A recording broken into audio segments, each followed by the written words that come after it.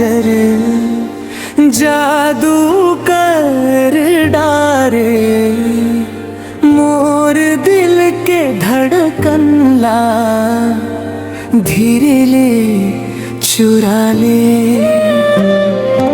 और हंसी चंदा कसरती हाला जियारे, तैमूर सपना के रानी, मोर मन ला भाजा थसरे।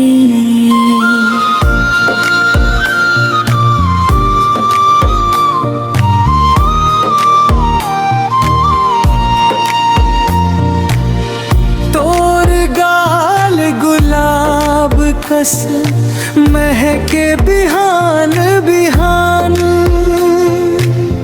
तोर बोली कोयल कस सुन के हर्ष मोर त्राण। तोर चाल हिरनी कस मन ला मोहि जाए, तोर सुर ताम डूबे रे दिन होवैया रतियाए। तोर आँखी के काजल जादू कर डारे, मोर दिल के धड़कन ला धीरे ले चुरा ले।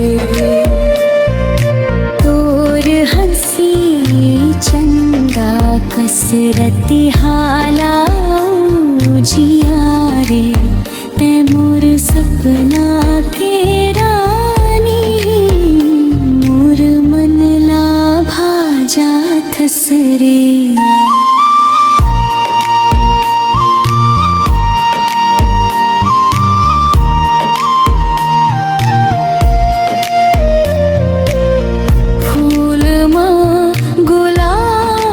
जैसे दुनिया मत खास,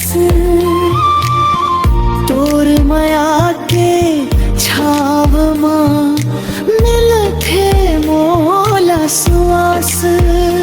तोर संग चलवता संगी रता फूल बिछाई, तोर नाम ले मोर जिंदगी गीत बने गुनगुना।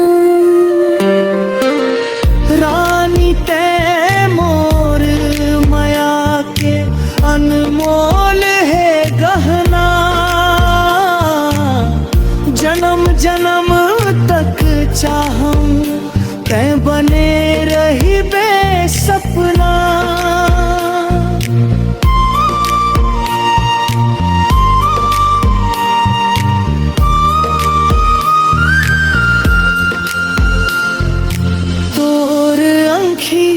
के काजर जादू कर डारे, मोर दिल के धड़कन ला धीरे ले चुरा ले।